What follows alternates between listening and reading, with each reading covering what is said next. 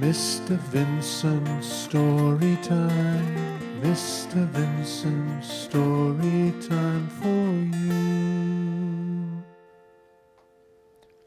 Hi everybody, welcome to Mr. Vincent's story time. Today we're going to read a story by Beatrix Potter, who also illustrated it, and it's called The Tale of Flopsy Bunnies. And we're here with Peter Rabbit and his friends.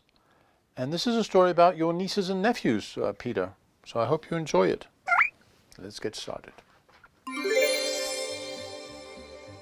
It is said that the effect of eating too much lettuce is soporific. I have never felt sleepy after eating lettuce, but I'm not a rabbit. They certainly had a very soporific effect upon the Flopsy Bunnies. When Benjamin Bunny grew up, he married his cousin Flopsy. They had a large family, and they were very improvident and cheerful. I do not remember their separate names, but their children were generally called the Flopsy Bunnies. And as it wasn't always quite enough to eat, Benjamin used to borrow cabbages from Flopsy's brother, Peter Rabbit, who kept a nursery garden. Sometimes Peter Rabbit had no cabbages to spare. And when this happens, the Flopsy Bunnies went across the field to a rubbish heap in the ditch outside Mr. McGregor's garden.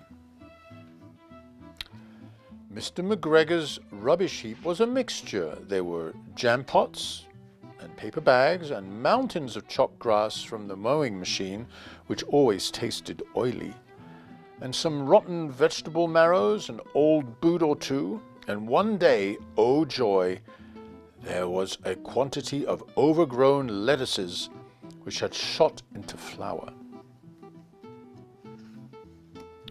The Flopsy Bunnies simply stuffed lettuces, and by degrees, one after another, they were overcome with slumber and lay down on the mown grass. Benjamin was not so much overcome as his children, and before going to sleep, he was sufficiently wide awake to put a paper bag over his head to keep off the flies. The little Flopsy Bunnies slept delightfully in the warm sun. From the lawn beyond the garden came the distant clackety sound of the mowing machine. The blue bottles buzzed about the wall, and a little old mouse picked up the rubbish among the jam pots.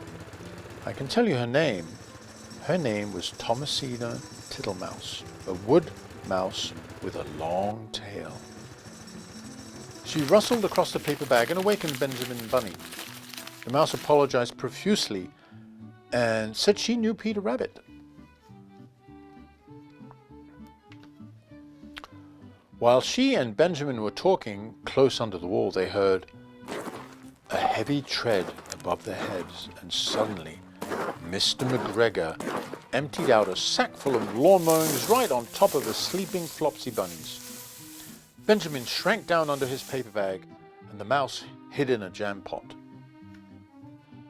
The little rabbits smiled sweetly in their sleep and under the shower of grass. They did not awake because the lettuces had been so soporific.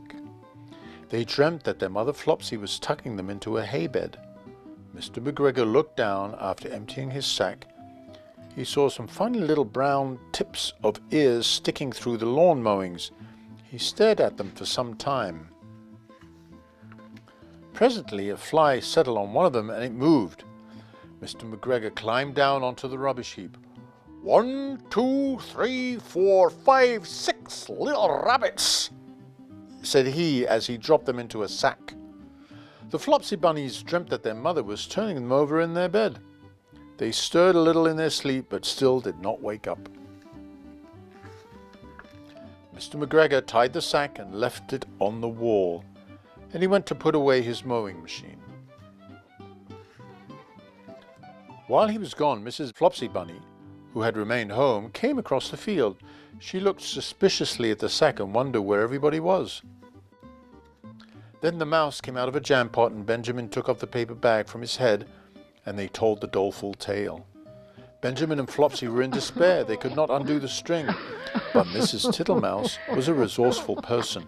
She nibbled a hole at the bottom of the corner of the sack, and the little rabbits were pulled out and pinched to wake them. Their parents stuffed the empty sack with 3 rotten vegetable marrows and an old blacking brush and 2 decaying turnips. Then they all hid under a bush and watched for Mr. McGregor. Mr. McGregor came back and picked up the sack and carried it off. He carried it hanging down as if it were rather heavy.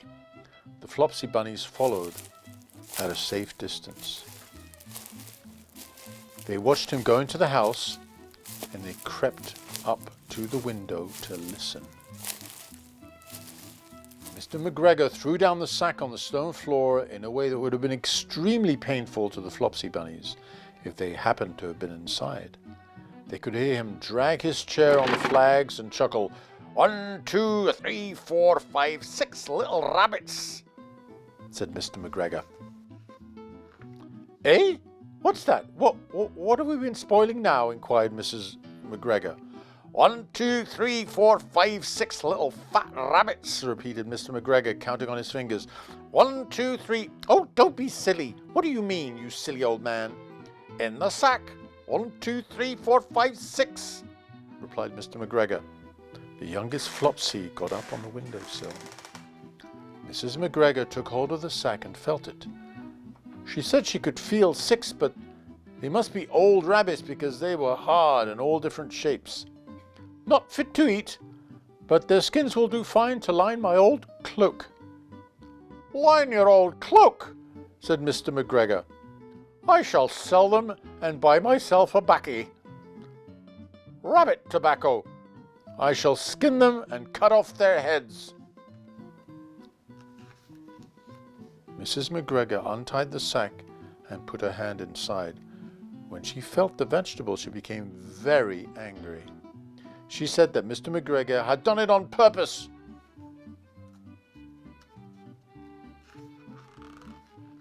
And Mr. McGregor was very angry too.